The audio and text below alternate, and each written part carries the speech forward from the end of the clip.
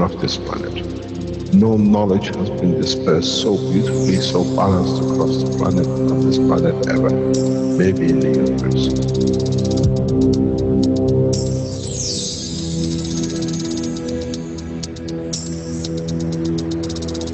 You have the full potential of achieving everything in the universe. There is no need and there is no reason for man not to achieve.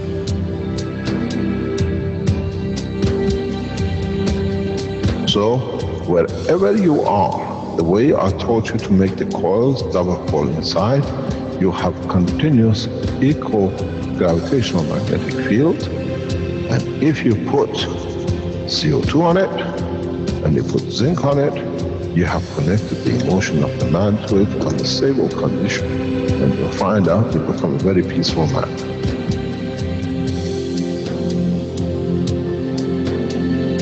Here, instead of having galaxies and universes and creating connection magnetically, we have used the matter state gravitational magnetic field strength to dominate and dictate the shape of the plasma.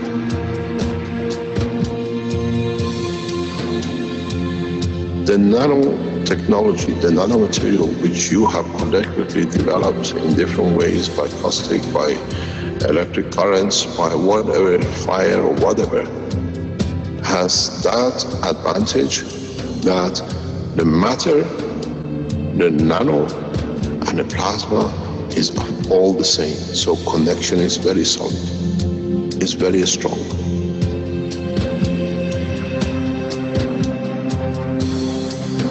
The power of the plasma technology, the way we have thought, is beyond imagination of the man.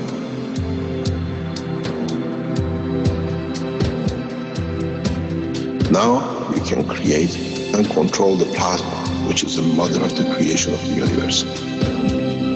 We are given the seed of the essence of the creation.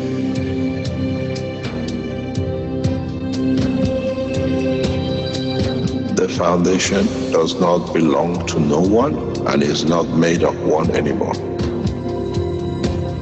You are developing it, you are structuring it, and from today we will be still the same. We'll still develop the technology in different names, in different colors, in different nationalities which they do not exist. It is beautiful when we see the Christian, the Muslims, the Jews, and every other belief are working together to build up systems. We have already become one faith. We already have become one nation, and we already become one planet. You got to remember one thing. Dates is irrelevant. Today is the last day of the Christian calendar, or tomorrow is the beginning of another. One day is connected to another. We don't stop. We are working around the clock. The Keshe Foundation team is working irrespective of time, position, religion, country. And now we achieve what we set out for.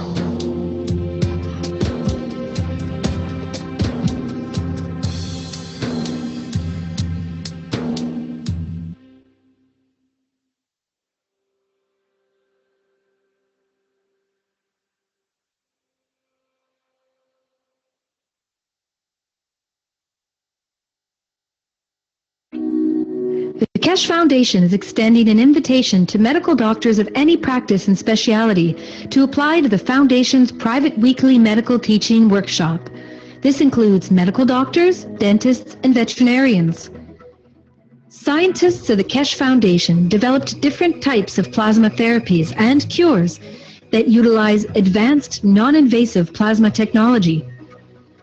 The weekly private medical teaching workshop educates doctors to the plasma science behind the therapies, along with the functionality and operation of revolutionary plasma medical devices. The goal of the private teachings is to add plasma health knowledge to the profound knowledge of medical doctors. The weekly class is broadcast live over the internet through a secure private channel every Wednesday from 2 to 5 p.m. Central European Time. Presently, the class is only offered in English. However, you are free to bring a translator to the class. If you can't participate in the live broadcast, you can watch them later at your convenience through a private internet portal. Every patient's case that is discussed in the workshop will be kept anonymous and private. This includes cataloged findings and data gained from the analysis of the patient's health issues. Any medical doctor in the world who wants to participate can do so by sending an email to doctors@spaceshipinstitute.org. In your email, please state your willingness to participate in the medical teaching workshop. If you're planning on bringing a translator to the workshop, please state this in your email as well. After we receive your email, we will contact you with the instructions on how to apply to the workshop. As a part of the application process, applicants who apply, including any translators brought into the workshop, will be required to sign the Keshe Foundation's World Peace Treaty, which can be found at the following web address. All applicants will be required to provide proof of their education and ability to practice medicine, and will also be required to pass an extensive security background check before they are granted access to the teaching workshop. Healthful plasma technology is here, now, the use of which is increasing exponentially on a day-to-day basis on every continent. We encourage you to come and learn about this revolutionary technology. Apply today.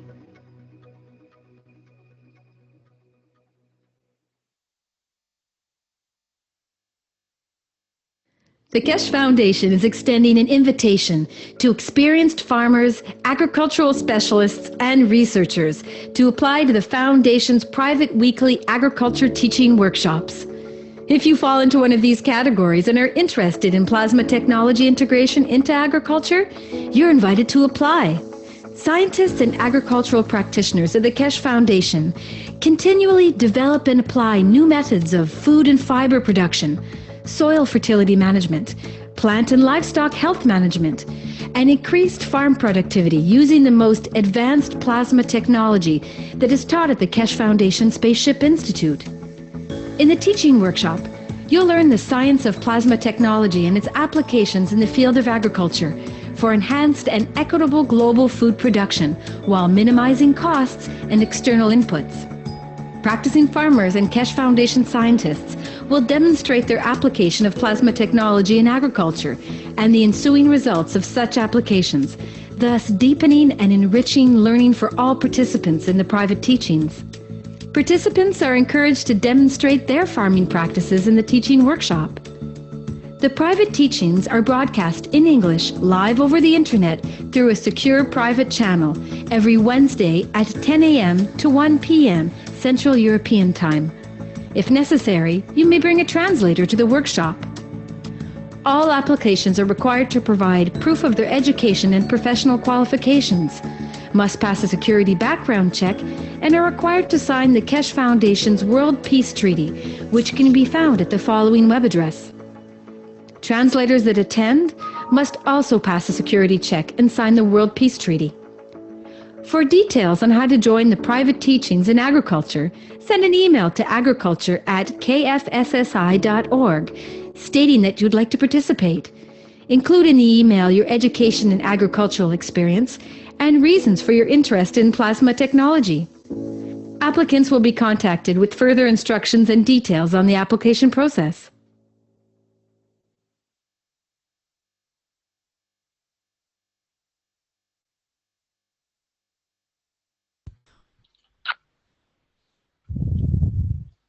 Witamy wszystkich na 58.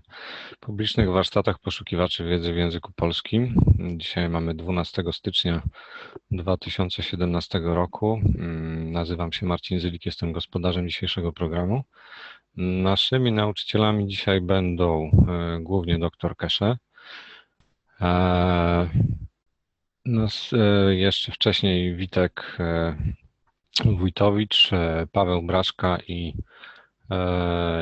Także przedstawimy szybciutko program dzisiejszego spotkania. Na samym początku omówimy 153 warsztat dla rolników, nie 153, przepraszam. System balansujący i kosiarki. Paweł omówi nam ostatni warsztat i na samym końcu jeszcze zrobimy prezentację 152 warsztatu z napisami. To będzie trwało około godziny. Następnie, może jeszcze przed włączeniem tego filmu, zrobimy sobie szybki panel pytań i odpowiedzi w tym momencie, kiedy jakieś pytania będą. Także bez zbędnej zwłoki, Witku, jeżeli możesz przejąć scenę, to serdecznie zapraszam. Bardzo witam wszystkich serdecznie. Słuchajcie, może na początku tak w kwestii informacyjnej to powiem tylko, już pewnie to wszyscy wiemy, ale że w niedzielę najbliższą po prostu odbędzie się o godzinie 11 czasu polskiego spotkanie z panią Lisą McDonald. Myślę, że wszyscy już wiemy, kim jest pani Lisa, prawda? Jest ona jedną z 6 osób wybranych przez doktora Keshe do tak zwanej Rady naszej planety. Więcej na ten temat oczywiście już może na spotkaniu, także ja nie będę tutaj dłużej tym tematem, znaczy o tym teraz mówił. Będzie szansa też, żeby zadać pani Lisie pytania, prawda, także przygotujmy, jeżeli tylko coś mamy takiego, co byśmy chcieli się dowiedzieć. Słuchajcie, ja powiem teraz parę słów na temat warsztatu właśnie, który pani Lisa prowadzi odnośnie upraw roślin. Bardzo ciekawa sprawa była ostatnio. Może włączę, żebyśmy mogli po prostu zobaczyć, co ja tutaj mam. To chciałem włączyć share screen. Widać? Takie tak, widać. No to świetnie. Słuchajcie, to są takie słoiczki, w których są takie probówki, prawda? I otóż pani Lisa z mężem robili tego typu doświadczenie, że w każdej z tych probówek są nasionka różnych roślin. A z kolei w słoiczkach są różne gansy, to znaczy liquid plasma, czyli wody gansowe. I teraz o co chodziło? Po prostu te nasionka są suche, one nie są zamoczone w tych gansach, ani w żadnej wodzie. One po prostu na sucho leżą sobie w probówce, ale cały czas są poddane wpływowi gansów. Czyli chodziło o to, doświadczenie miało polegać na tym, czy jeżeli nasionko będzie suche, to czy gans, czyli określona energia magnetyczno-grawitacyjna, określone pole będzie miało na niego jakikolwiek wpływ, czy nie będzie miało. I teraz widzimy, potem wysiali te nasionka i cały czas były oczywiście próbki kontrolne, czyli nasionka, które nie były poddawane wpływowi tych pól, również były wysadzane obok tych nasionek. I co się okazało? Okazało się, że tak naprawdę to nie miało to żadnego wpływu na nasionko. I słuchajcie, to jest fantastyczna informacja. Chciałbym, żebyśmy to zauważyli, że to naprawdę jest świetna informacja. Dlaczego? No bo jeżeli nasionko w takim suchym stanie, czyli otoczonym tą swoją taką łupkę, taką skorupkę ma każde nasionko, prawda, w środku jest ten materiał genetyczny. Jeżeli nasionko, jeżeli jakieś promieniowanie, jakaś radiacja byłaby w stanie przejść przez tą skorupkę, to te nasionka by cały czas były, no bo słuchajcie, ile mamy w tej chwili tych różnych promieniowań, już nie mówię o tych telefonach komórkowych, o tych takich różnych radiacjach, ale weźmy jakieś sytuacje bardziej groźne, typu jakaś broń biologiczna, broń bakteriologiczna, broń chemiczna i tak dalej. Tysiące tego mamy w tej chwili, tych fal lata w tej i w tamtą. I teraz jeżeli to wszystko by miało wpływ na te nasionka, byłoby w stanie przebić tą skórkę nasionka, no to by takie mutacje powstawały, że coś niesamowitego. Ale ta skórka jest tak zaprojektowana, żeby rzeczywiście nic nie było w stanie jej przebić. I dopiero gdy nasionko namoknie, gdy zostanie poddane wpływowi wody, wtedy dopiero można wejść do środka, czyli do tego materiału genetycznego i jakiekolwiek zmiany dokonać. Czyli praktycznie czym jest w ogóle takie nasionko? Otóż takie nasionko to można powiedzieć, że to jest suchy gans, że to generalnie jest gans. Gans to jest energia, prawda? Gans to jest zapis energetyczny i teraz takie nasionko właśnie jest czystą energią. I teraz tą energię, z tej energii trzeba zrobić baterię, prawda? I właśnie do tego służy magraf. Można powiedzieć, magraf to jest urządzenie, które zamienia energię w materię i materię w energię. Cały czas funkcjonuje pomiędzy tymi polami. Ale magrafem jest wszystko, łącznie z nami, łącznie z tym światem i z atomem wody, prawda, znaczy z cząsteczką wody. Czyli teraz tak, popatrzmy jak wygląda nasionko. No, tutaj ten zielony element to jest, powiedzmy, można powiedzieć, ta część naziemna, a ta kropeczka tutaj na górze to będzie korzonek z niego. To na razie jest oczywiście materiał genetyczny, czyli zapis energii, ale z niego ma powstać korzeń, a z tego ma powstać liście i cały ta naziemna część drzewa. No i widzimy tutaj tą skórkę na zewnątrz, która zabezpiecza przed promieniowaniem różnym. I teraz się okazuje, że właśnie to, że mamy to zabezpieczenie, bo cały czas warunki się zmieniają, słuchajcie, na świecie, prawda? Rośliny to już tysiące lat istnieją, odkąd nasza planeta istnieje.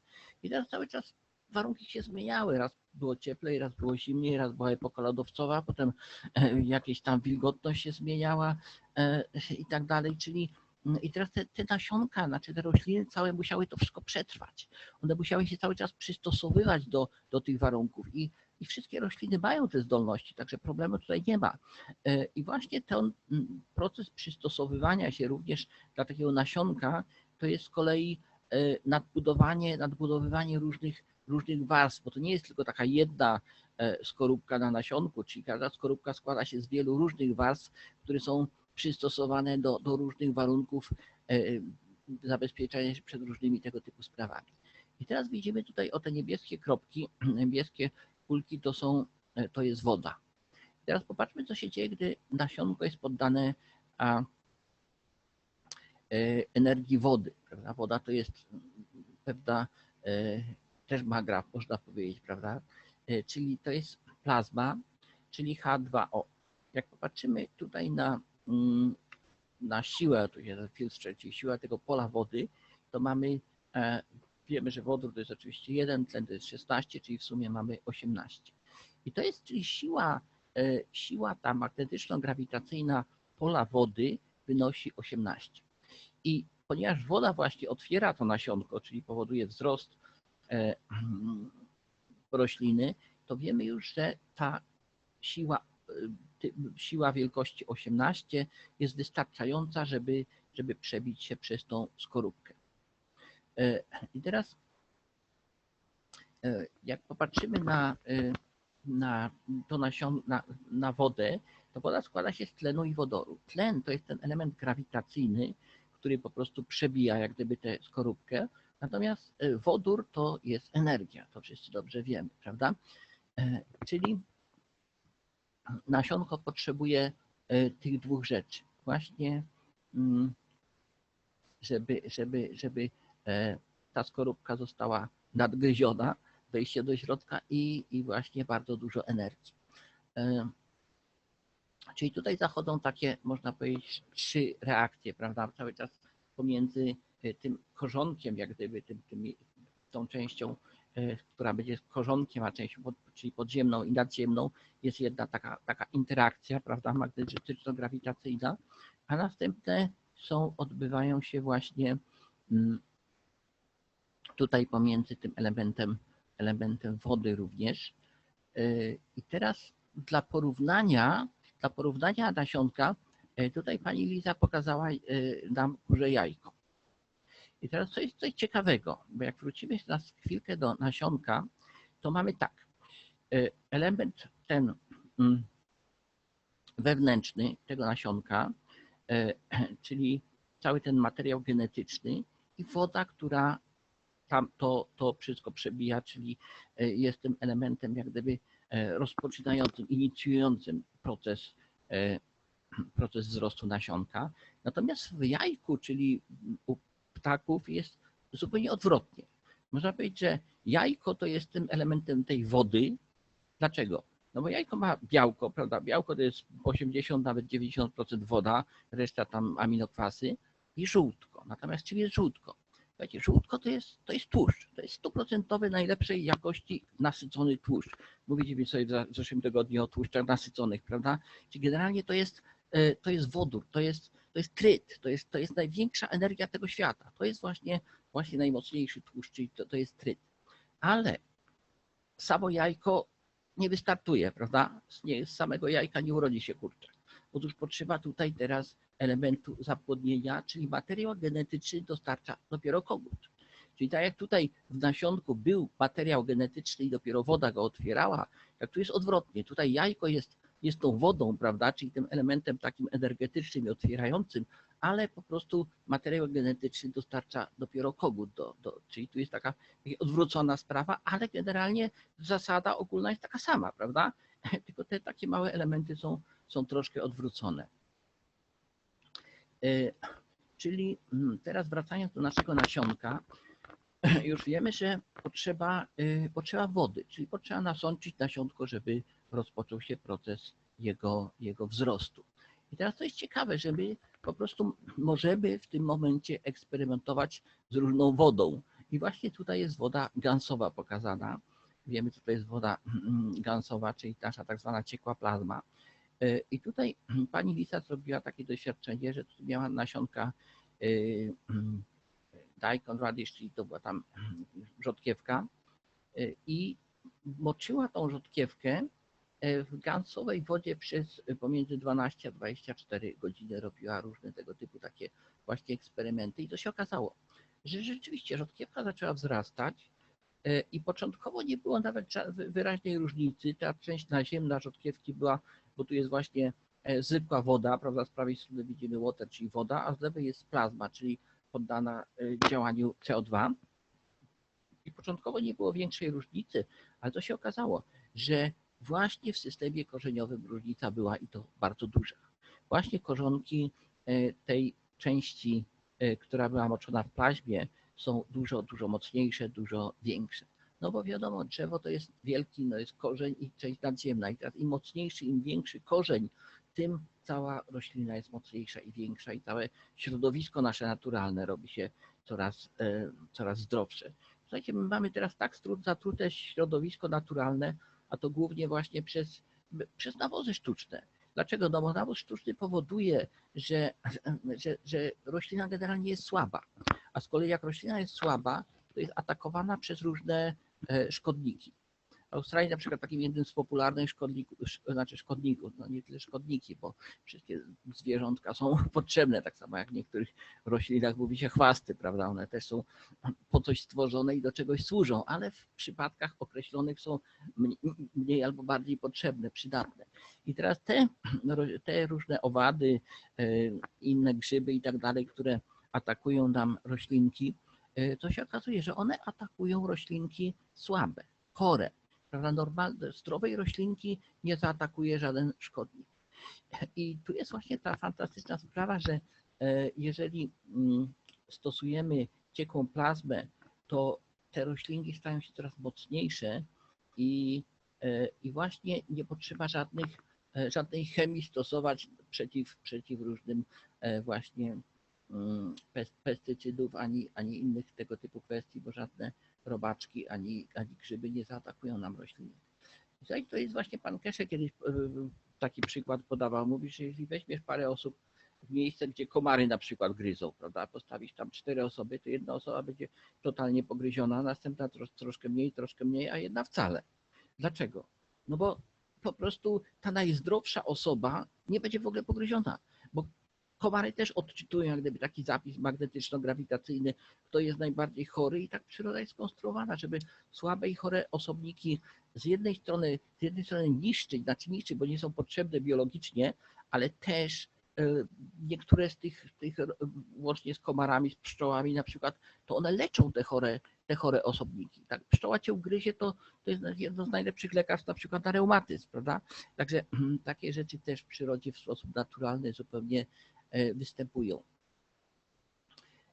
I teraz o co chodzi, że jak popatrzymy na nasze roślinki, to przez te lata, setki, tysiące lat, prawda, one poprzez te zmiany różne, jakie na świecie następowały, to one wytworzyły różne jak gdyby same się modyfikowały w pewnym sensie, czyli dokonywały sobie same różnych naturalnych oczywiście zmian genetycznych, żeby w innych warunkach dostosować się do różnych innych warunków, ale oczywiście teraz człowiek, jak zaczął stosować tą całą inżynierię genetyczną, to zaczął jeszcze ciekawiej się w tą genetykę bawić i już całkiem, powiedzmy, zaczął łączyć rośliny ze zwierzętami, prawda, z owadami, z jakimiś grzybami, z czymś tam i stworzył zupełnie nie wiadomo jakie te rośliny i czy to w ogóle można nazwać rośliną, trzeba od tego zacząć. No i się okazuje, że niekoniecznie to jest dla nas korzystne, prawda, jeżeli będziemy tego typu roślinki sobie czy owoce zjadać.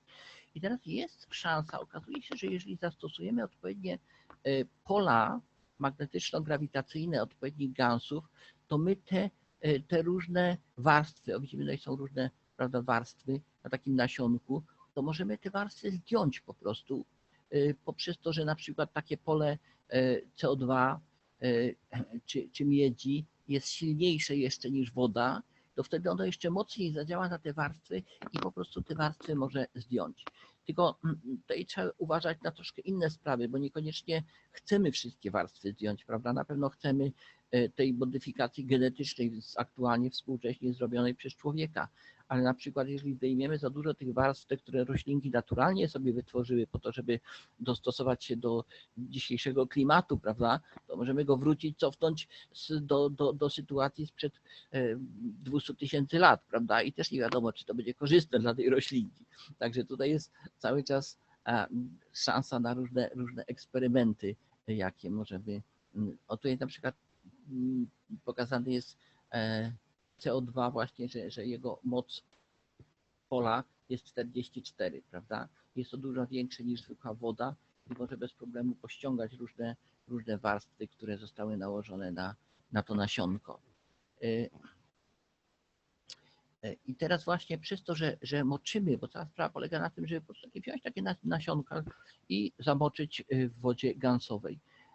Na przykład właśnie CO2, a tu jest CuO, też możemy w wodzie gansowej miedzi, po to, żeby ściągnąć te warstwy.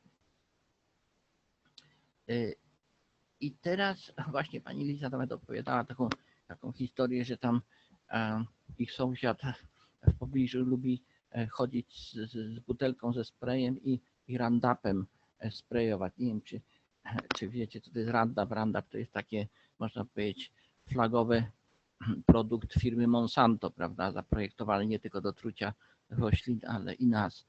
W każdym razie no, jest dużo właśnie negatywnych komentarzy w tej kwestii, no ale jest to środek, powiedzmy, trujący rośliny. I teraz jak oni widzą, że on z tym Roundupem chodzi i truje, to on zaraz bierze butelkę z CO2 i chodzi i tam po tym Roundupie psika i ściąga te warstwy, które Roundup. Oczywiście sąsiad myśli, że on to taki jest tutaj dobry sąsiad i jeszcze pomaga mu w tym wszystkim, prawda? Także jest zabawa. W każdym razie o co chodzi? Że mamy szansę rzeczywiście doprowadzić nasze środowisko do takiej sytuacji, jaka powinna być, czyli takiej oryginalnej. Czyli żeby nauczyć się tego, żebyśmy zaczęli testować właśnie i również jest tutaj taki apel do nas od pani Lisy, żebyśmy sami zaczęli robić tego typu testy, bo to jest bardzo nowa nauka jeszcze, to wszystko nie jest jeszcze do końca zbadane. Wiadomo już, że powiedzmy ciekła plazma nigdy nie zaszkodzi, nigdy nie zrobi czegoś złego, ale żebyśmy dokładnie wiedzieli jak, ile stosować, ile czasu te nasionka moczyć, Czyli tu jest taka odezwa pani Lisy, że ktokolwiek ma jakieś warunki w domu, jakiś kawałeczek pola, to zaprasza do współpracy w tym sensie, żeby po prostu robić różne gansy, na przykład CO2, CuO, ZNO, CH3 i tak dalej. I teraz i również różne kombinacje tych gansów, moczyć te roślinki, znaczy te nasionka w tych gansach, no i po prostu obserwować, fotografować, notować, co się dzieje i przesłać jej informacje o tym wszystkim. I teraz co jeszcze? Jeszcze pani Lisa zachęca do tego, żeby na przykład, żeby nie tylko CO2, nie tylko te nasze podstawowe gansy, bo wiemy, CO2 jest jak gdyby najmocniejszy, najlepszy, to jest generalnie nasze ciało i ciało roślin, prawda? Głównie składa się z tych dwóch składników węgla i wodoru. Także jeżeli dajemy CO2, to jest takie turbodoładowanie. Ale jednym z najważniejszych, można powiedzieć, bardzo istotnych gansów, którym możemy stosować i podlewać nasze roślinki, to jest gaz z wody morskiej. Wiemy, że woda morska zawiera w sobie wszystkie minerały, wszystkie, jakie tylko są na naszej planecie. I teraz, no właśnie dawniej alchemicy nazywali to ormus, ten gaz z wody morskiej. Potem oczywiście na temat ormusu zrobiło się mnóstwo zamieszania, głównie z tego powodu, że właśnie ludzie zaczęli na nim zarabiać i zaczęli tam wymyślać, że to jakieś tam technologie muszą być nie wiadomo jakie. Ale słuchajcie, oczywiście każdy z nas w domu może sobie zrobić ormus z wody morskiej, który jest bardzo, bardzo mocno energetyczny i tylko no właśnie poprzez dodanie sody kaustycznej. Tylko jest ważna jedna rzecz, żebyśmy zwrócili uwagę na to, żeby pH, czyli ta zasadowość była pomiędzy 10 a 11, bo gdy będzie ten pH wyższy, to wytrącają się wtedy ciężkie metale i tam już niekoniecznie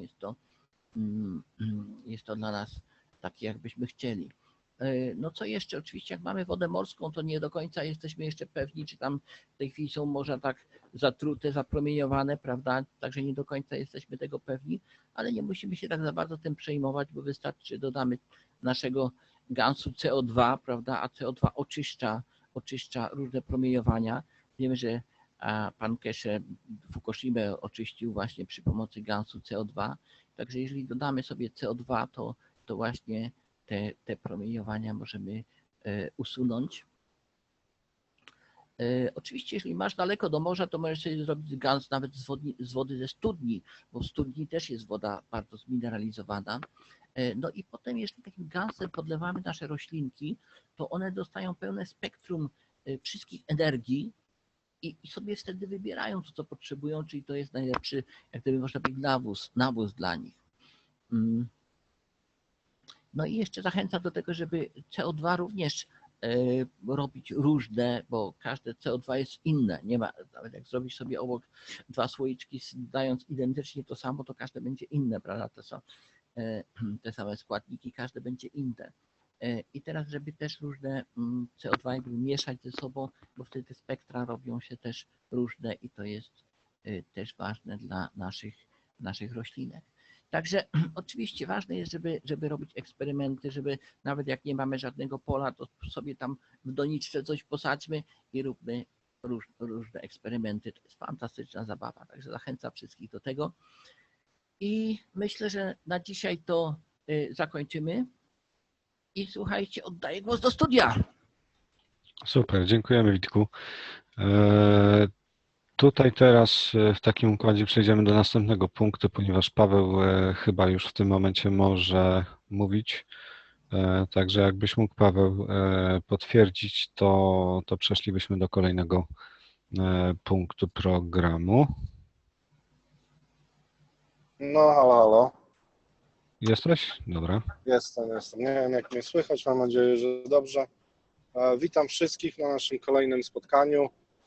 Dzisiaj bardzo krótko i troszeczkę w inny sposób, niestandardowo, a raczej w nowym standardzie spotkań publicznych generalnie, więc moi drodzy, zaczynamy tylko i wyłącznie z streszczeniem 154, czyli ostatniego teachingu, czyli bieżącego.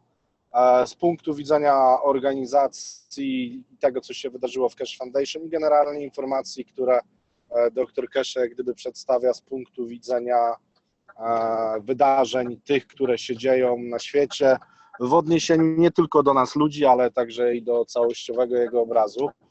Więc nie zwlekając zbytecznie, dr Keshe zaczął dzisiaj od sprawy, którą już porusza praktycznie od dawien dawna, czyli od nadejścia trzęsień ziemi, których jak gdyby potwierdzeniem było ostatnie trzęsienie ziemi, około 7, które było na głębokości 640 km w obrębie Filipin, czyli jak widzimy głębokość dosyć wysoka, niby niewiele znacząca, natomiast jeżeli rozumiemy strukturę rozchodzenia się płaszczyzny plazmy struktury Ziemi, wiemy, że im bliżej będzie ona na powierzchni, przy 10 km, jeżeli one znajdą ujście, te pola plazmatyczne, wtedy będziemy mieli możliwość zobaczenia trzęsień w obrębie od 7 do około 10,2 w skali wstrząsu.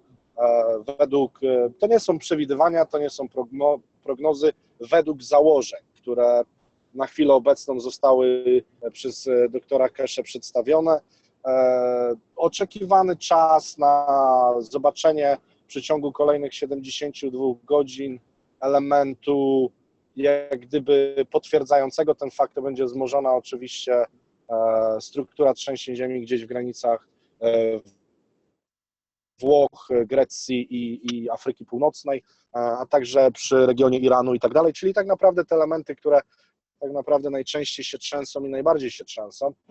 Następnie z tego, co dr Keshe powiedział, zresztą bardzo często o tym mówił, zostawiając nam delikatne kropki, zadał pytanie, czy na pewno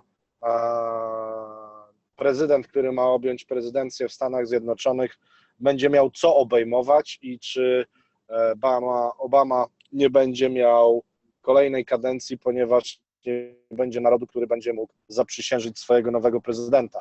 Jak wszyscy dobrze wiemy, zaprzysiężenie prezydenta Stanów Zjednoczonych to 19-21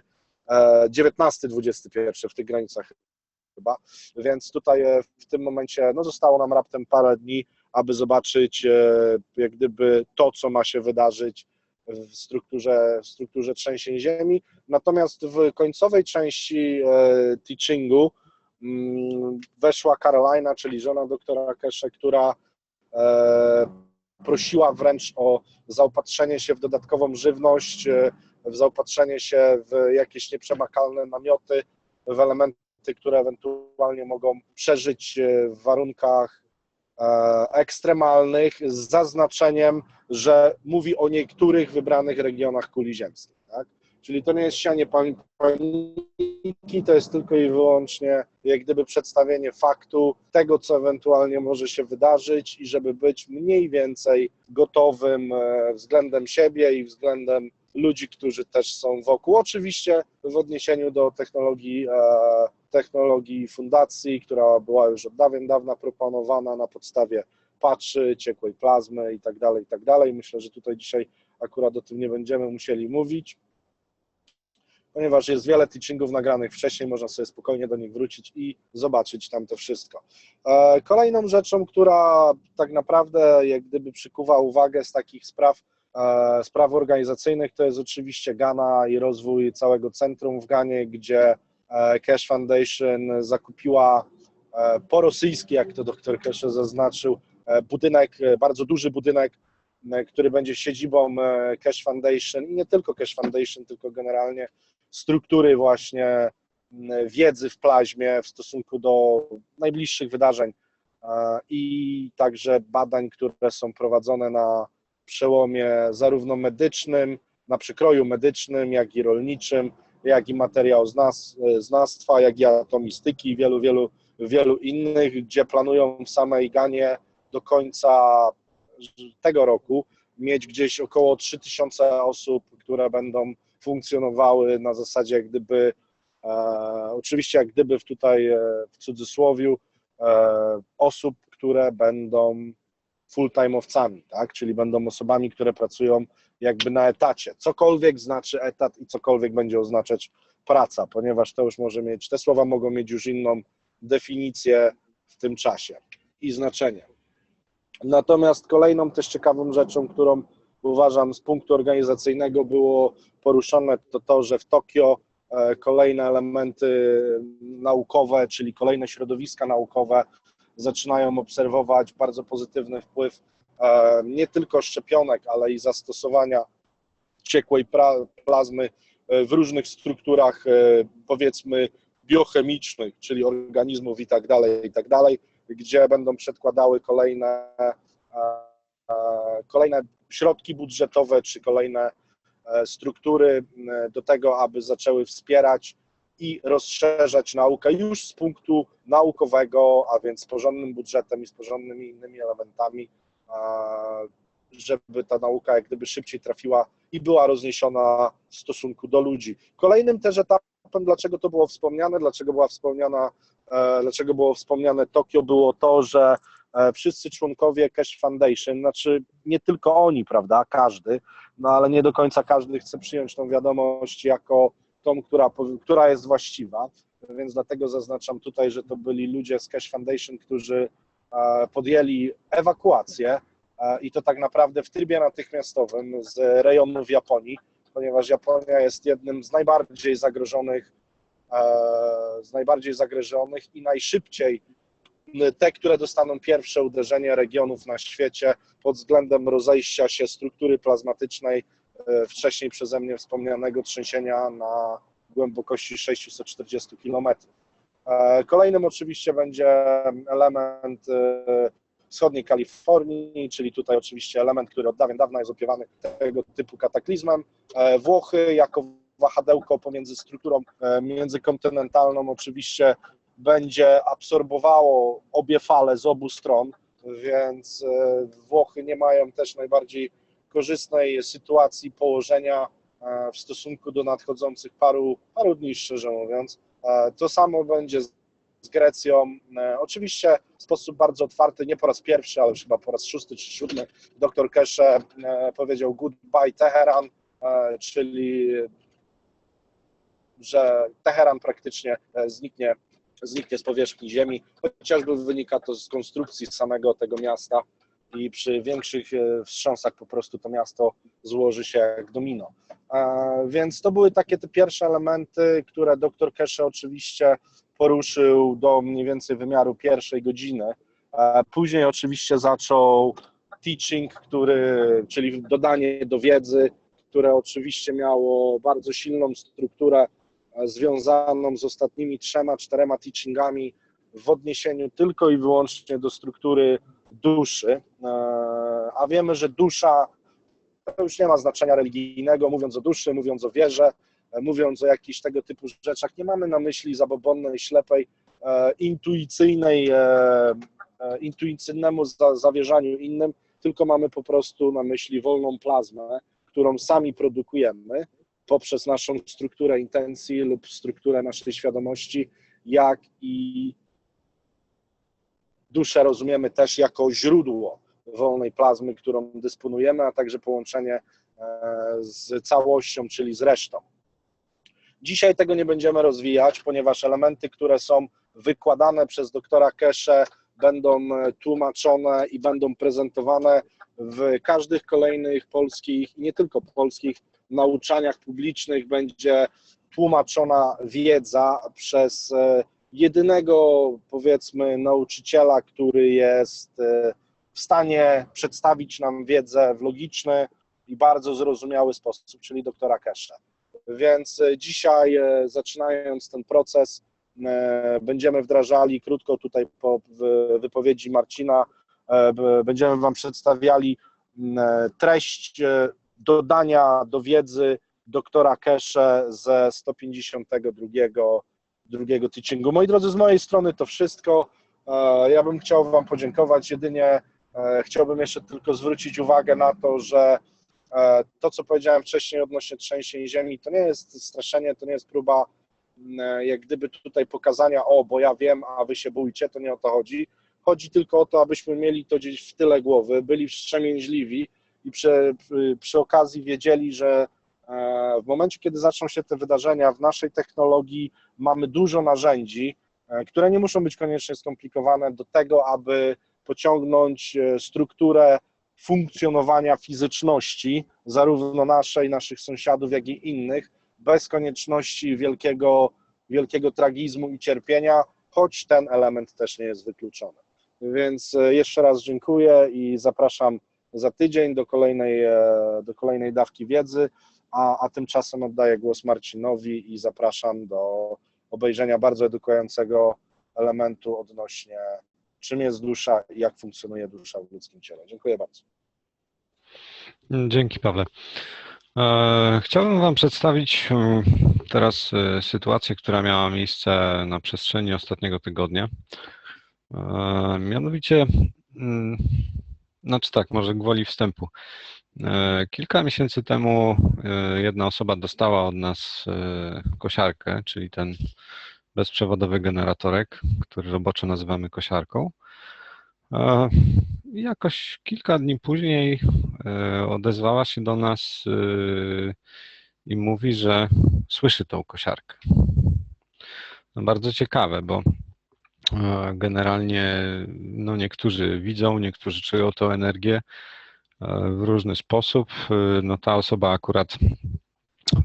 akurat słyszała ją w pewnym miejscu w swojej głowie.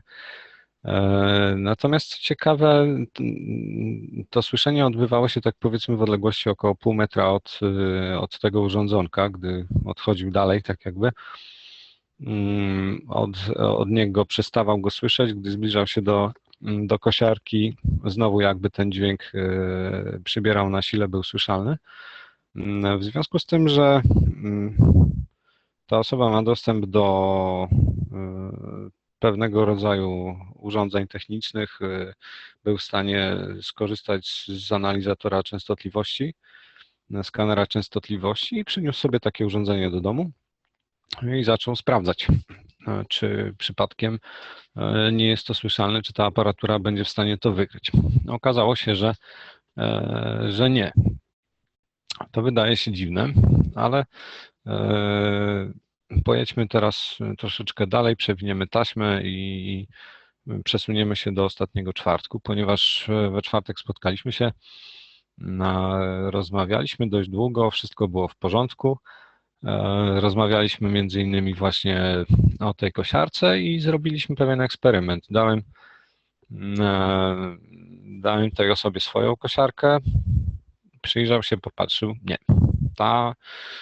Ta jakby nie działa, w sensie nie słyszę jej, tak? Wziął drugą, no tej też nie słyszę.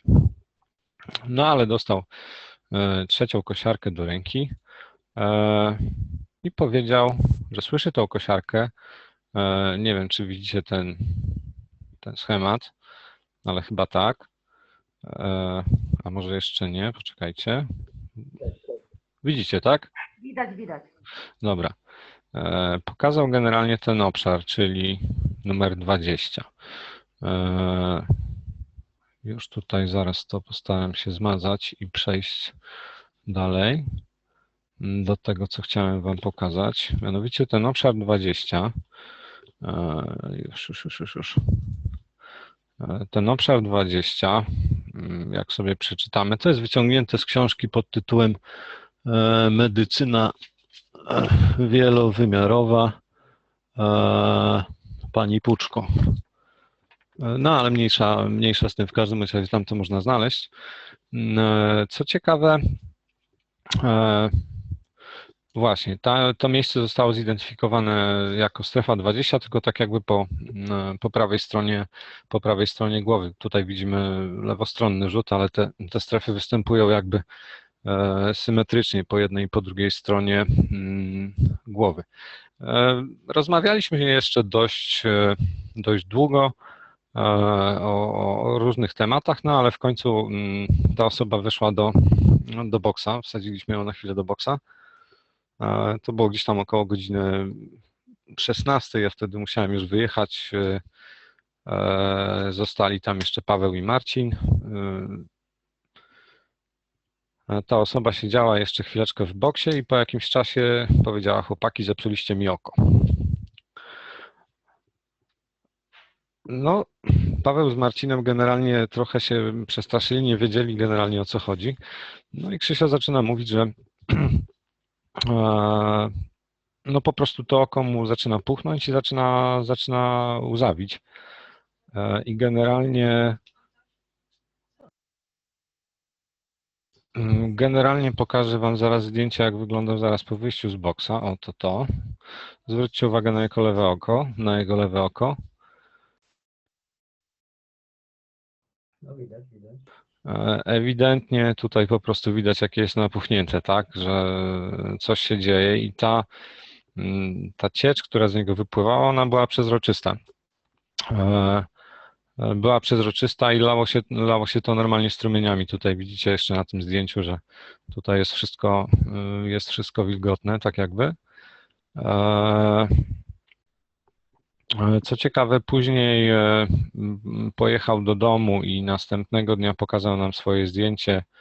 Zrobił zdjęcie, gdzie widać, przepraszam, że już tutaj powolutku wszystko wraca do normy, tak jakby opuchlizna zeszła. Tutaj jeszcze widzimy delikatne zaczerwienienie na oku. Ale generalnie rozmawiałem z Krzysiem dzisiaj i wszystko już jest ok, skóra wróciła do normy i wszystko jest w jak najlepszym porządku. Co ciekawe, Krzysio chwilę przed tym, jak do nas przyjechał, miał różne tam badania, przeprowadzał sobie i nic tam mu nie wykryło, nic nie pokazało.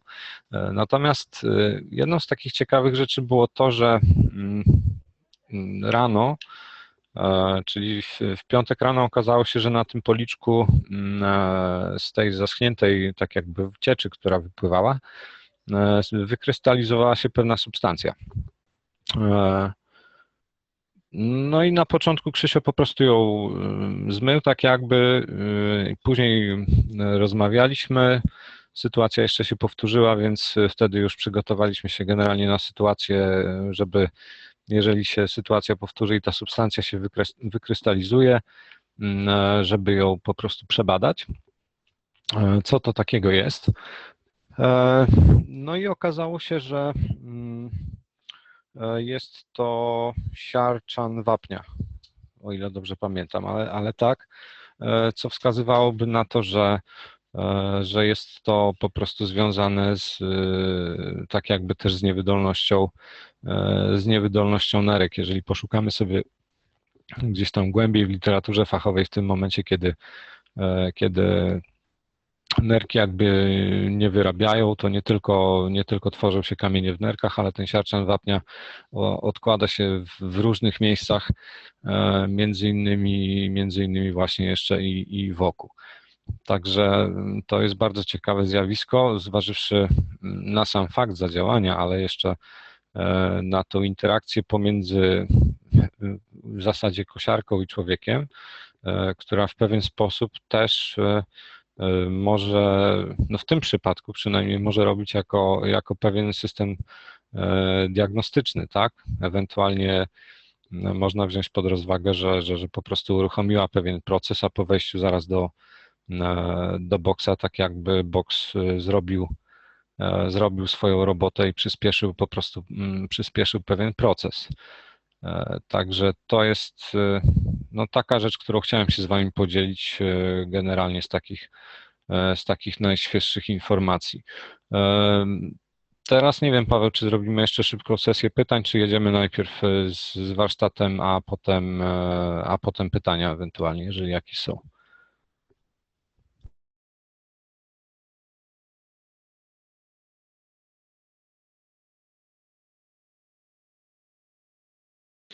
No dobra, myślę, że nie ma co. Ja już tutaj odpalam 154 warsztat. Dajcie mi jeszcze moment.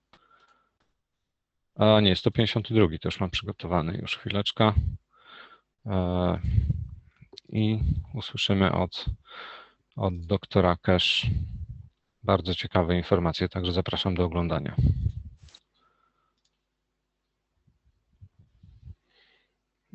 Testing and the first phase of implication of the Keshe Foundation systems in Italy will start in early January.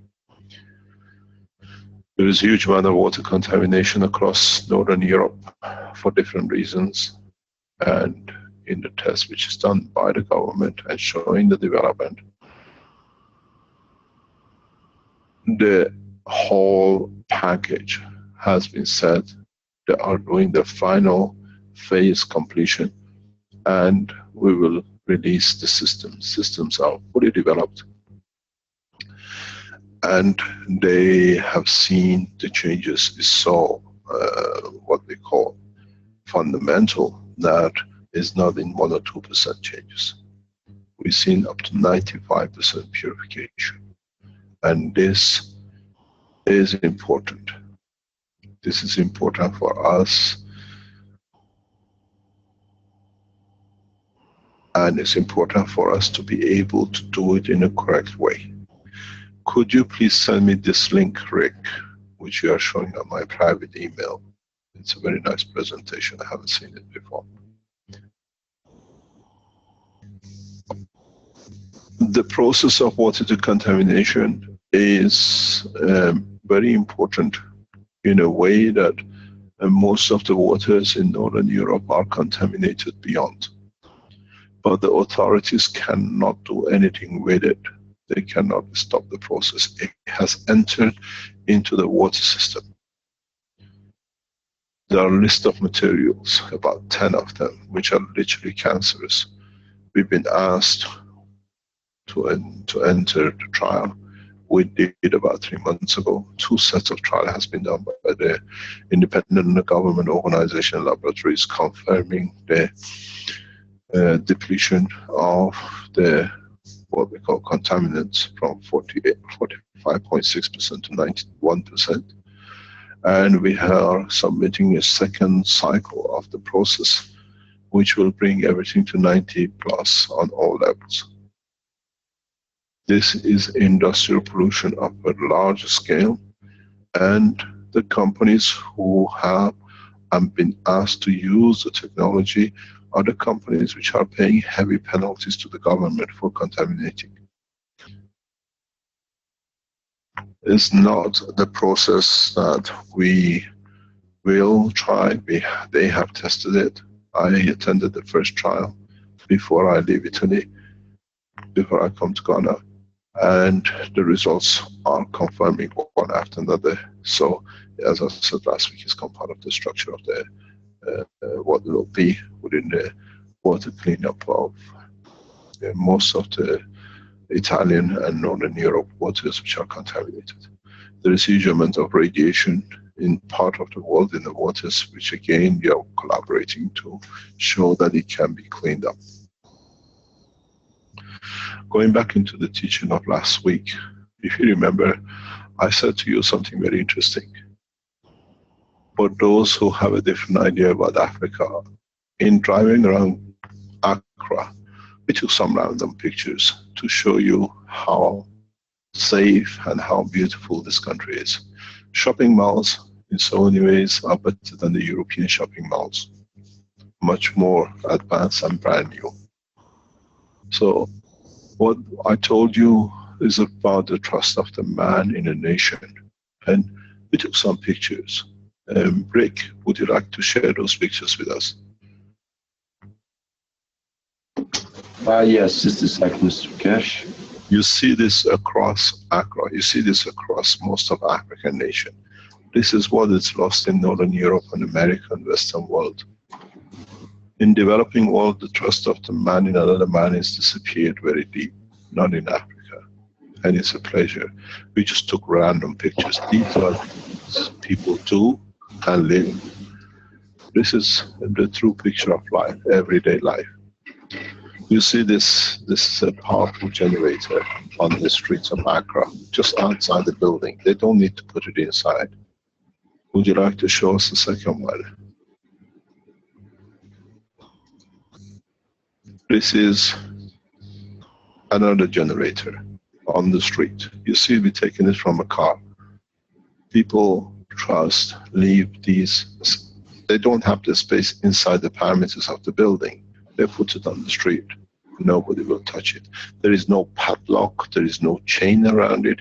Anybody can go inside and do anything. but they trust the nation. This is the beauty of Africa, which is missed. Go to the second picture. I think you will see something very interesting. This is a gas oven on the street. The man builds it. In Europe, it won't be there in 1 second. As they say in Liverpool, leave it behind the window, I'll take it tonight. This is there every night and it's not taken. They don't even move it.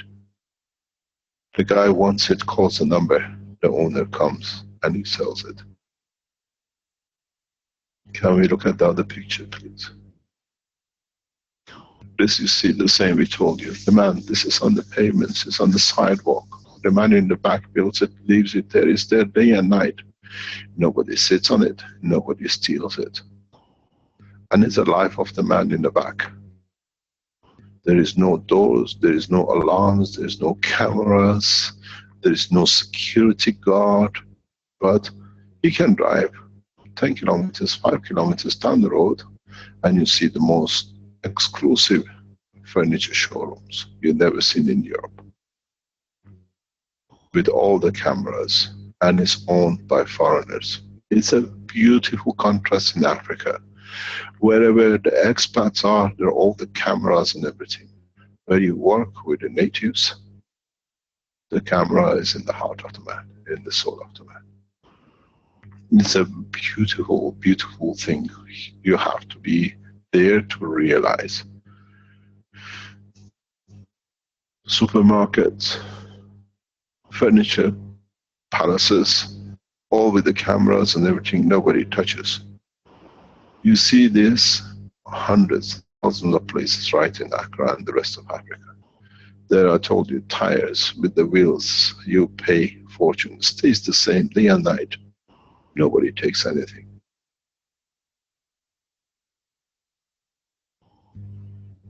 Nobody touches anything. This is the trust. This is where we said the soul of the man trusts a nation.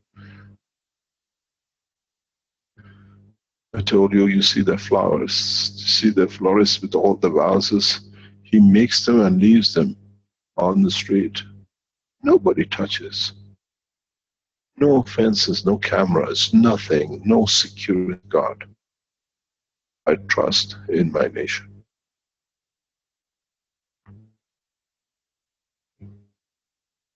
And this is the beauty of Africa. This is what they don't show you, because then it shows the violence of the West, of the Western world. You see this across, right across the whole of most of Africa. I saw this the first time in Gambia 20 years ago. And I thought, where have we been taken? What have been lied to?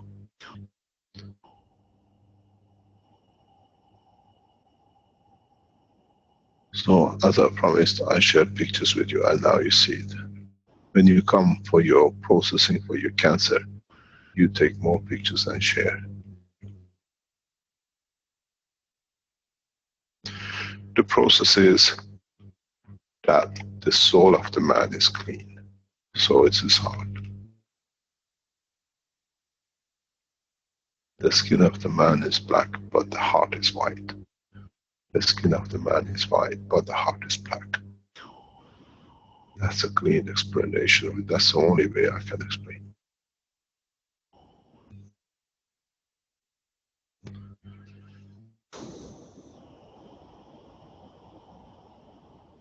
Going back into our teaching of what we carried on last week, we explained the creation of the man on this planet. We explained the creation of life on this planet. Is it accidental? Or has it happened through a process?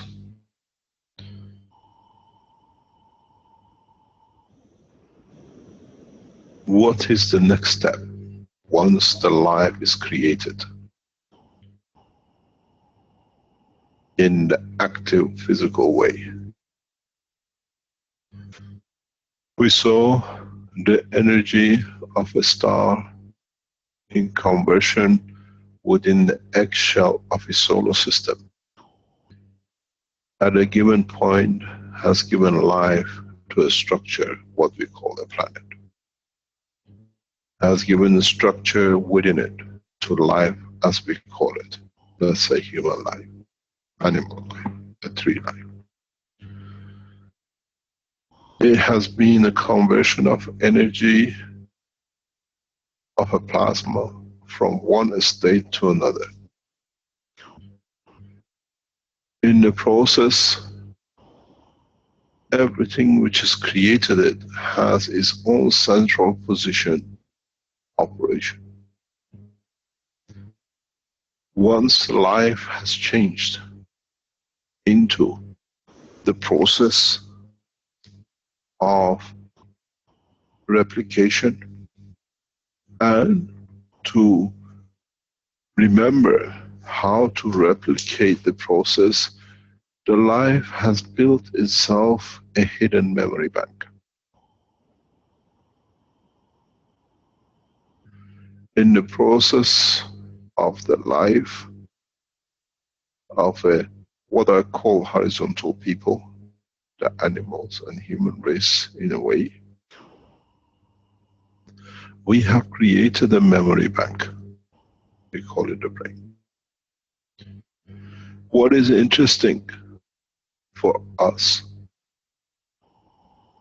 and what is supposed to understand, as we've seen with what we call the vertical people, what is their memory bank? What is the heart of a plant? What is the soul of a plant? What is the central brain operation?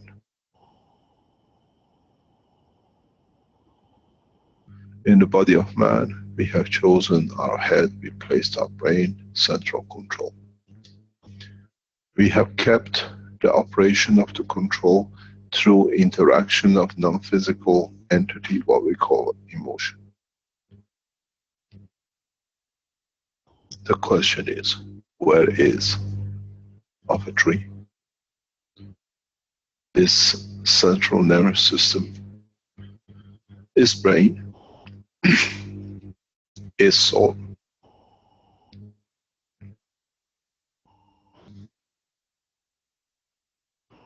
With a man, we can say within a brain. What about the plant? What about other entities?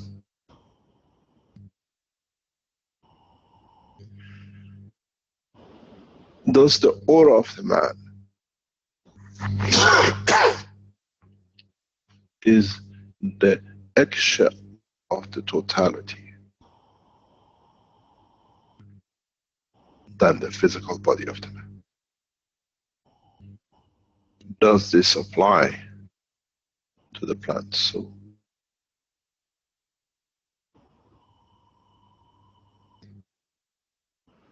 The question is, it comes back to essence of the creation. We brought matters together. That's the egg and the sperm. With it, in accumulation of numbers and increase in absorbing energy from the environment to increase the multiplication,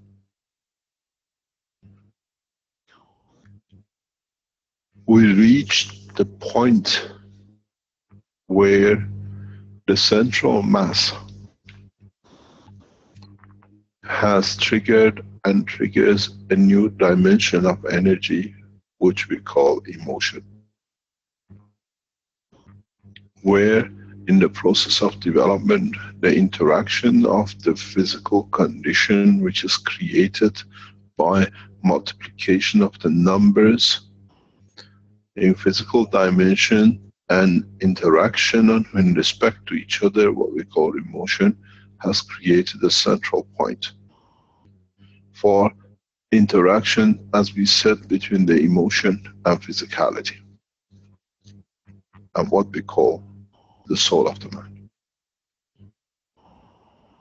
But the question and the mystery has been, what is the soul?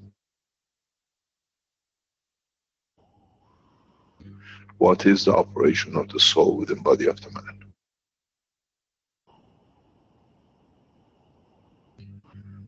Why do the soul exist?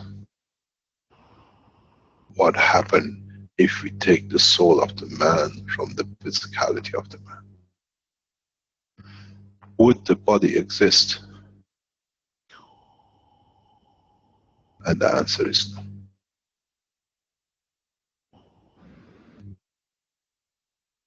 The body of the man is the same as the plant, the same as the earth, the harsh, the rugged surface, with some liquid for entrapment of the energy and conversion of energy to creation of life on it, which what we call the oceans and the seas. But the real existence of the planet is not the earth and its physical dimension, is the fields which emanates from it and interacts with other planets, moons and the stars within the galaxy and within the universe.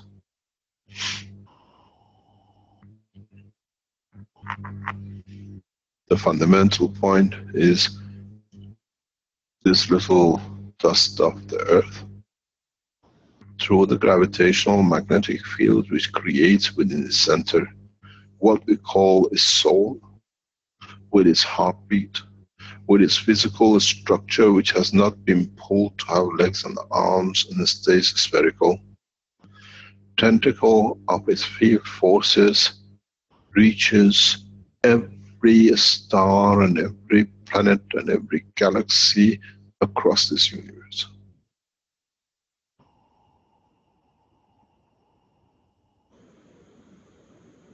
This is the beauty of the interaction of the field.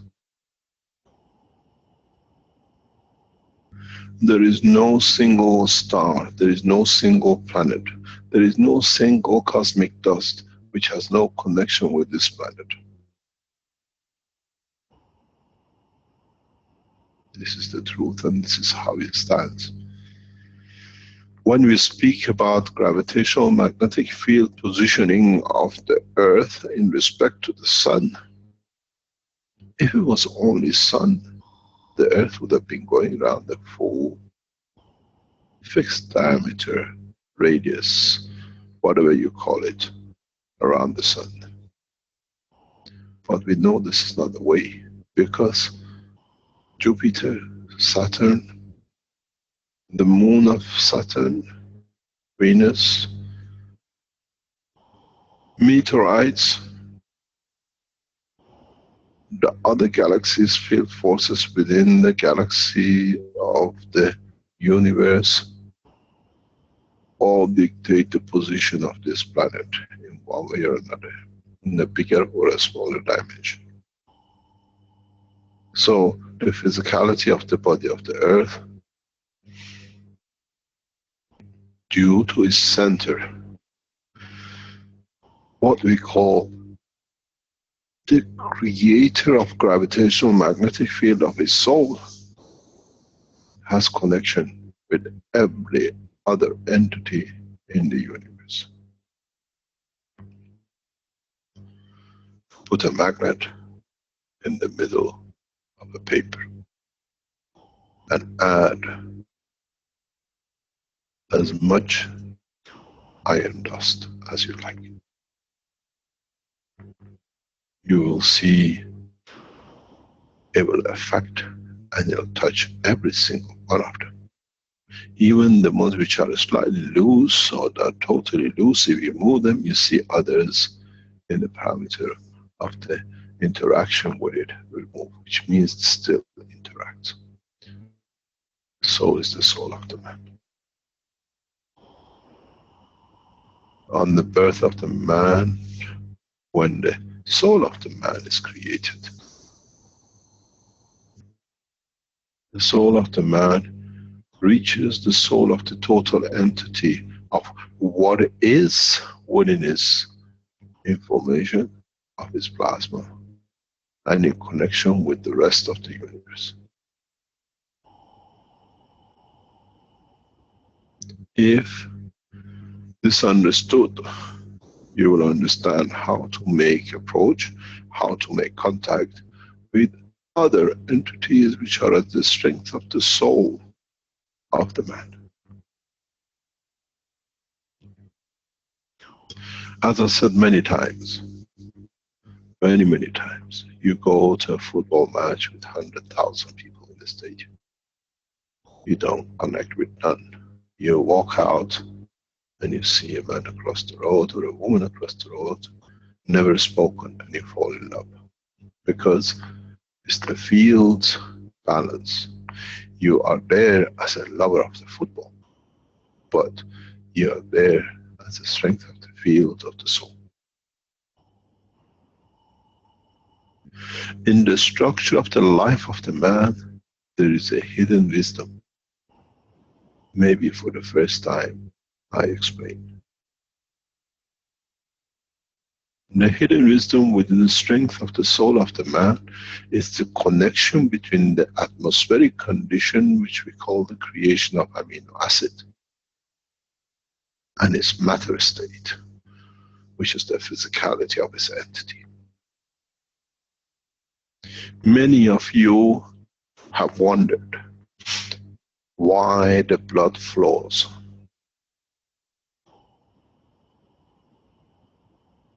Stand still for a second and understand. In the matter state of the physicality of this planet, iron is the magnetical part. And in many of my teachings in the past, I have explained, in the gaseous part, the gravitational magnetic field, which behaves like a magnet in the gas condition, is the oxygen. Now you see the marriage of the two. Oxygen, amino acid, with iron of the planet. Hemoglobin. Both in magnetic field condition and combination of the two, what we call the levitation of the liquid. One attached to physicality of the matter state, the other attached to the gases and the water. Now you understand why blood flows within the body of the man. This is the secret of the creation.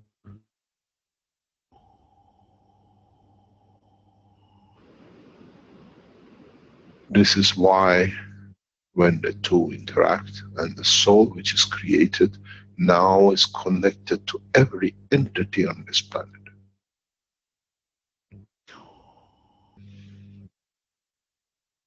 In the same way, is connected through its creation and the link of interaction to the other entities in this solar system and beyond. Now maybe for the first time you understand why you have blood as liquid. Behavior of liquid can flow in the body of the man. Two magnetical condition in interaction, creation of infinity, which creates levitation, not connected to one or the other. Unless you bring it out in the condition of the one, then the other gives up or replaces its energy with the other fields and solidification, as you see why blood dries on the skin of the man. Once it's out of the vacuum condition of the body of the man. If you understood this, you will understand clearly how the soul of the man has been created. The soul of the man is created of the total entity of the elements of the structure of the matters within the solar system, which have found balance within the physical structure of this planet. It has telephone number dialing code, and it always calls Earth. You can go anywhere in the universe, and if you understood this, you know how to go back home. This is part of the teaching of the deep space technology. This is your, what I call back home card. But if you understood this, you understand further how the soul of the man operates.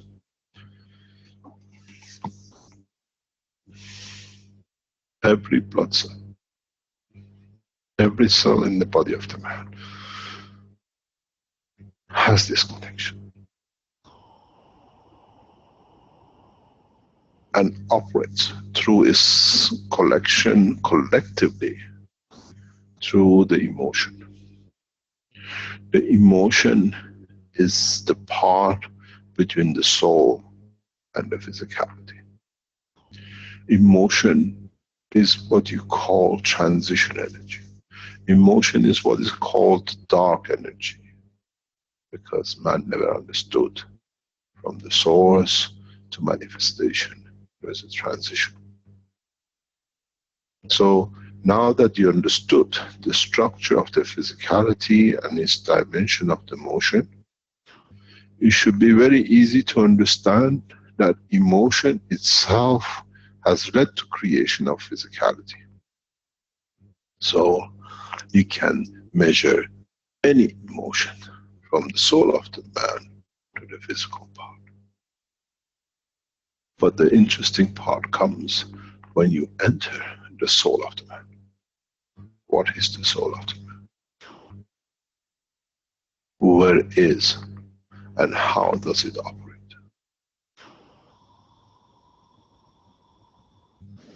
Go back to a few minutes ago.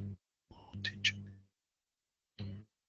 The sun, the earth, the position gravitational magnetic field of the earth, where the tentacles of the fields reaches every part of the universe. Now, take the soul of the man. It's the same as the center of the earth. It interacts with every other soul where the physicality of the man has finished. The physical body of the earth does not reach every galaxy and star, or every planet on this solar system. But the fields of it knows if they are moving forward or they change their position, that they adjust itself. So is the soul of the man in respect to the level and other souls within the universe and within the structure of this planet. The soul of the man interacts more freely with the soul of the entities of this planet because it's near and is made of the same, or partially the same.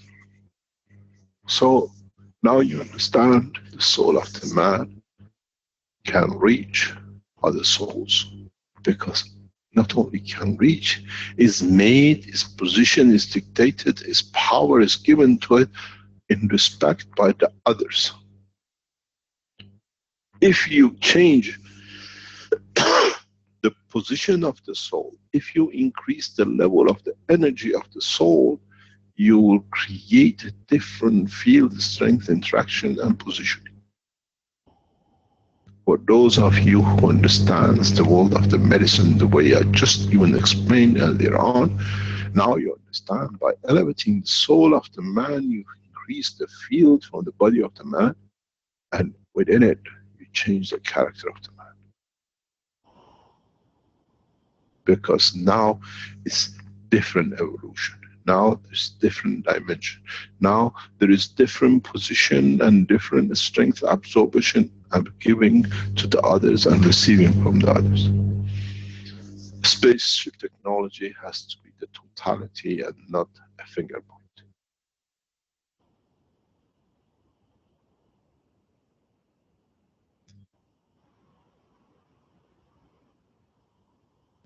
Spaceship technology is to understand the essence of the creation of the soul of the man, not the physicality of the man.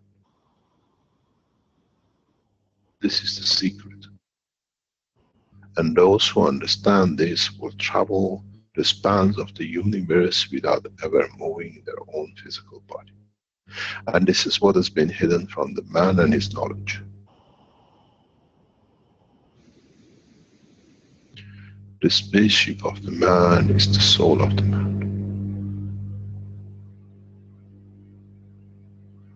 Those who get into spaceships are those who have not developed the next step, and it's an interim. How long this interim will take, it depends on the maturity of the soul of the man.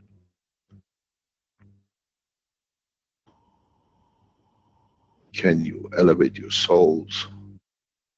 The answer is yes, but you have to understand what you add to it and where you add to it. Because when you have the structure of the soul of the man, it's the same as the soul of the planet with its heartbeat. The heartbeat is the exchange between the energy of the soul and the boundary of the physicality. They do, when they match, they have to exchange. Earth has a heartbeat. So does the man.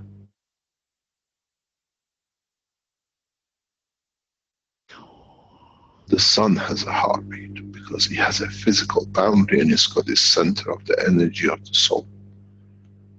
And in exchange and balance of one to another, it needs the transition. It's like a sound barrier. One is weak and one is strong. One is trying to go through and it hits the barrier of the physicality, which is slow. It's the waves of the tsunami when the energy with the water comes and hits the solid shore and it has to increase to wave. There is no difference. Now you have to find the heartbeat of the soul of the man in respect to the others, and then you find the position of the others. Blessed those who are wise and understanding.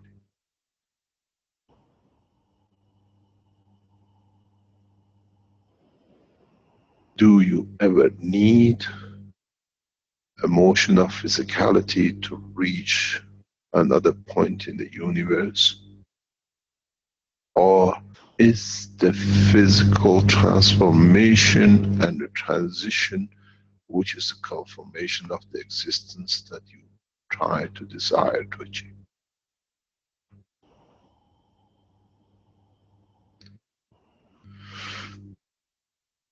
The soul of the man within the center of his brain is made, controls, communicates, develops, structures the physical body of the man and his interaction with the others. Those of you who thought of the shape of my hair, the position of my heart, or whatever is done because of me, you have to understand at the point of inception, everything which is within the field of the creation of the planet had a say in the structure. What your job is going to be while you are here. How you're going to look while you are here. You need the timid behavior for the one who is a giver to give, and for the one who's a taker to take from timidness. You need a strong man that from his strength he gives, and by it elevates the others. And it's the souls who have decided, not the man himself who is in the soul. But in the process of creation, if you understand that, in the process of time of life, you can change the strength of the soul to elevate the soul to the levels of the strength of the other entities within the universe. And as I said, bird with birds, wolves with wolves. Because you have increased the level of the soul in the true level, not by stealing and absorbing from the others, but increasing by the availability of the fields which are available within the soup of the universe, then you should be able to see. You should be able to communicate with the others' souls of that strength, plus your own. It's like by languaging. You will see the two. This has not been open to the man, because man never realized he can use his physicality in the right way to change and elevate the strength of his own soul. Don't forget the heartbeat.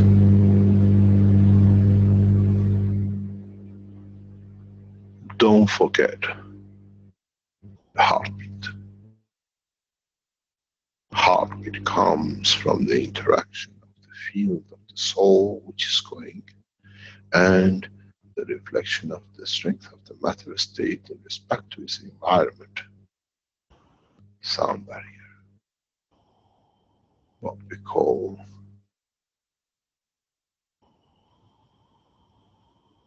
the noise of the sound barrier.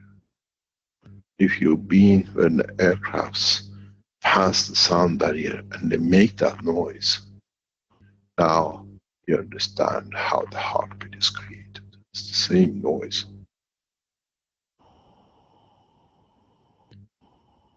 You have to understand the soul and the strength of the soul. If you understand and you want to measure if you have elevated your soul or you have not, or you are managing to reach a higher level, listen to your heartbeat.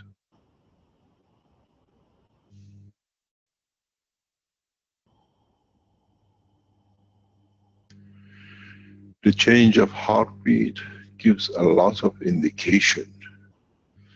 The number of heartbeat gives a lot of indication in the structure of how much the soul of the man in transition becomes the matter of the man.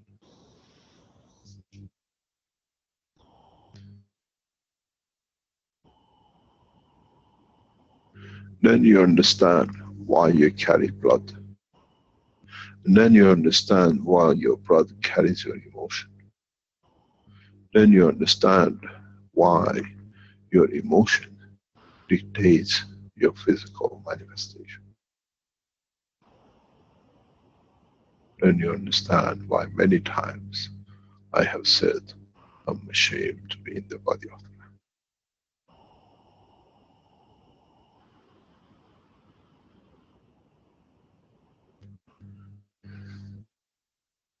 It's not the soul, but it's the physicality of the manifestation of the physical body which has bothered and changes. And this is what you have to understand. The soul is exactly like a plasma. It carries the energy of the hydrogen, the copper, the zinc, the plutonium, and the others which are stronger in the center, which we have not managed to understand. It's not that it's all plutonium, and it's not that it's all hydrogen. How much you take from its magnetical that you add to its gravitational that increases the mass within the center, elevates the soul of the man.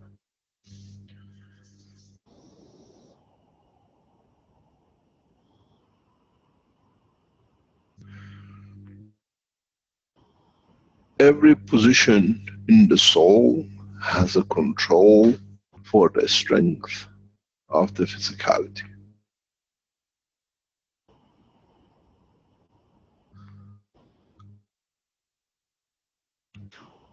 If you understand this and you can operate within it, would the life would have a time limit? Or the physical life of the manifestation on this planet has a time limit. If you free your soul, you travel the span of the universe with the soul of the man from Earth.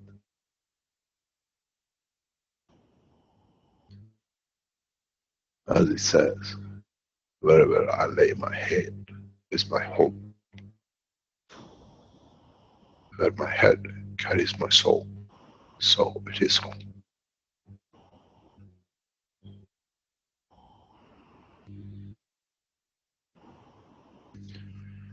If you understand this teaching of today, you will reach the maturity of the universe.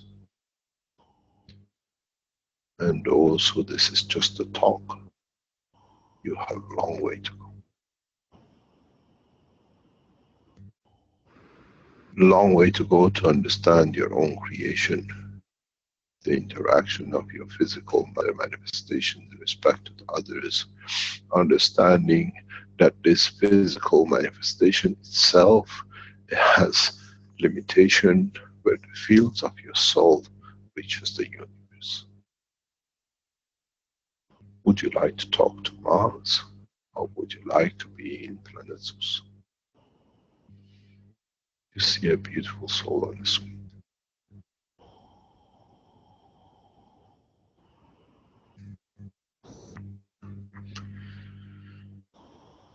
Try to understand the structure of your soul. Then the doors of the universe are open.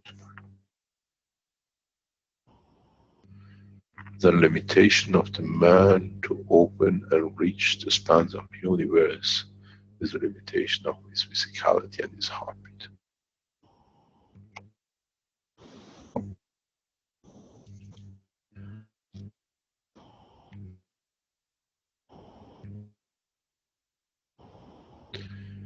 Many times I have explained this. Within your soul, you have a structure which is field connected through your emotion to your physicality. And this is a very, very small part of the soul. The rest is what the soul does to put you in the position of what you need, what it needs to be. Death is not the end. Death is the beginning of the freedom of the soul, where it needs to find new dimension.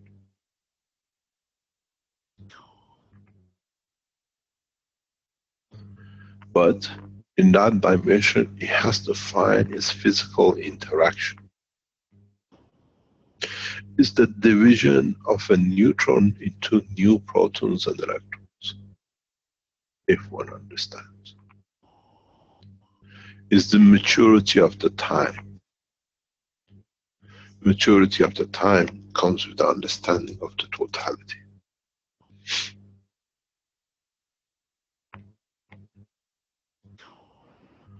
Try to bring all the knowledge we have taught over past years, and then you will understand the totality has come to a final point.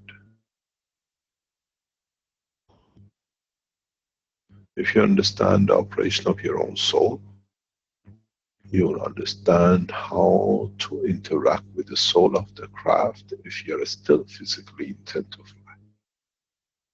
You don't need the remote control, and you don't need the control. The physical control is too slow, far too slow.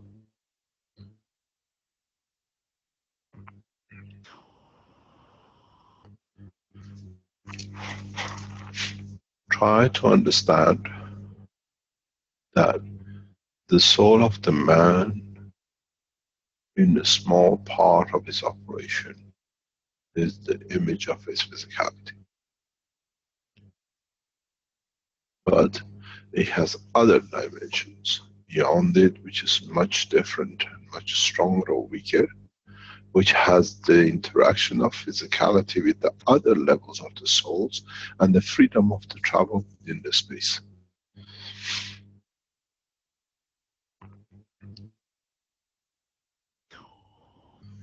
Then you understand why we still make, we still fly, we still make the spaceship, we still try to give the guns and the coils.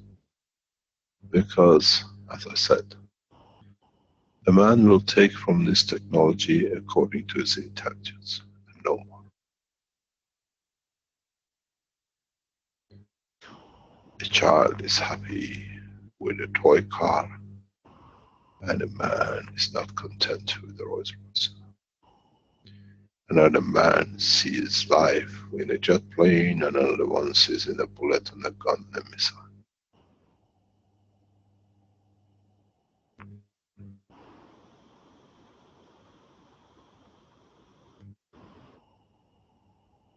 The position is, do we need to taint our life? Do we need to taint our life with the matter side, or do we need to open it to be open to accept the totality of the energy of the universe?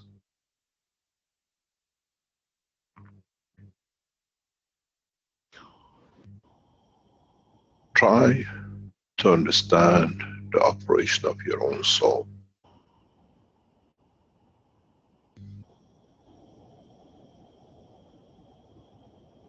A few days ago, I was talking to a guy. He said, you know, Mr. Keshe, I don't have no bad feelings to no one, and I have my love for everyone. I live a simple life in Africa, but I'm happy and at peace. No one can touch me because I'm at peace with myself.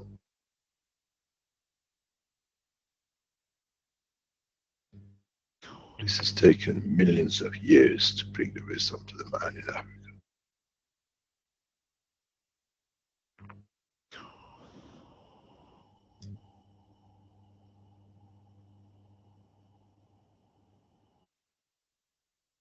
This is to understand the strength of your own soul. This is to be truthful to your own understanding of your own strength. But do I need to elevate it? To me, in Africa, we can reach space technology in a true sense much easier than the rest of the world. Because the heart of the man is still pure and untainted. At least most of them.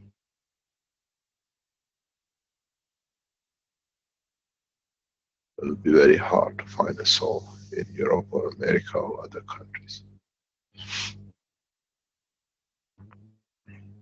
The purity comes out of the richness of the continent. If I'm hungry, I don't need to steal. I can still walk even within the capital, within the heavy cities, to a tree and get a banana, get a plantain, get a coconut to satisfy my hunger and thirst.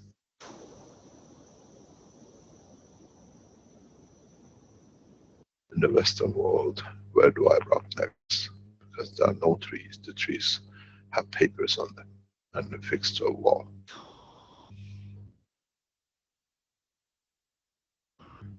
We see a calamity awaiting man in a coming time.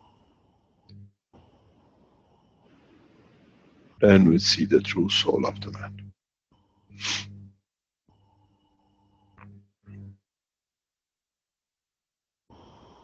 But would this mature the man? I was explaining this past couple of days to my son. I said, you don't remember. In mid-80s, we had a Cold War between the East and the West. Communism and what I call capitalism. I was explaining to him that communism had a strength of its own and very correct within structure. It lived a life within the parameters which was accepted to itself. But the capitalism was covered with lies, deception.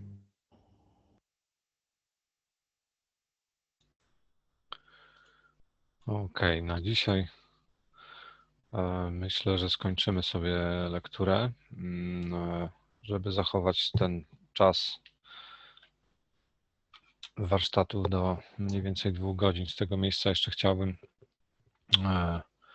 podziękować całej grupie tłumaczy i korektorów i wszystkich ludzi wszystkim ludziom zaangażowanym w ten projekt, ponieważ jak widzicie, jesteśmy w stanie w tym momencie dość dużo zrobić, żeby większa grupa ludzi mogła po prostu korzystać z tej naszej pracy. Wszystkie pliki, które zostały przetłumaczone, wszystkie warsztaty, czy zostały, czy będą przetłumaczone, w najbliższej przyszłości są dostępne na kanale YouTube KF Foundation Translations. Także warto go sobie zapisać. Oczywiście te same warsztaty będą też udostępniane na stronie KF SSI .edu.pl. Także warto odwiedzać tą stronę i warto się zapoznawać z jej treścią, ponieważ przez cały czas jest ona aktualizowana. Teraz, jeżeli są jeszcze jakieś pytania, mamy jeszcze chwilę czasu, możemy ją wykorzystać na właśnie taką sesję, więc jeżeli ktoś chciałby o coś zapytać, to proszę podnieść rękę, jeżeli jest na liście widzów. Jeżeli są to osoby z panelu, proszę o otwarcie mikrofonu i zabranie głosu.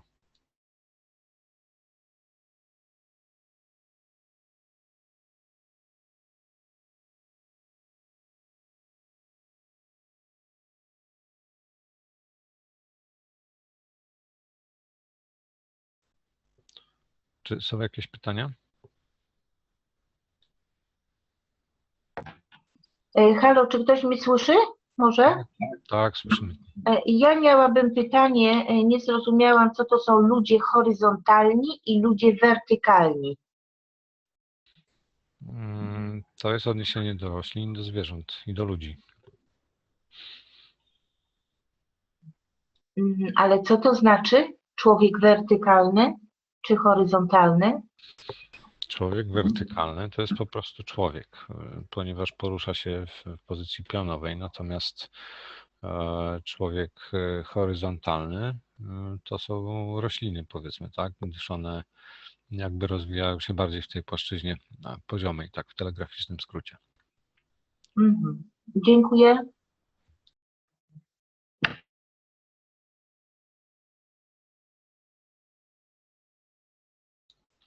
Czy są jeszcze jakieś pytania?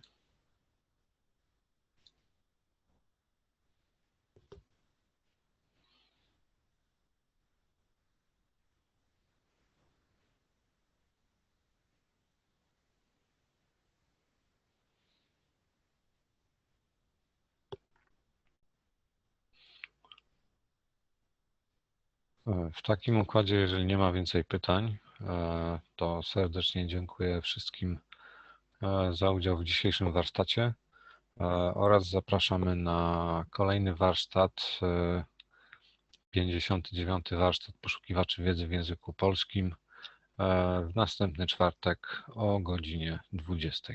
Także dziękuję serdecznie wszystkim za uwagę i za udział i do zobaczenia, do usłyszenia za tydzień.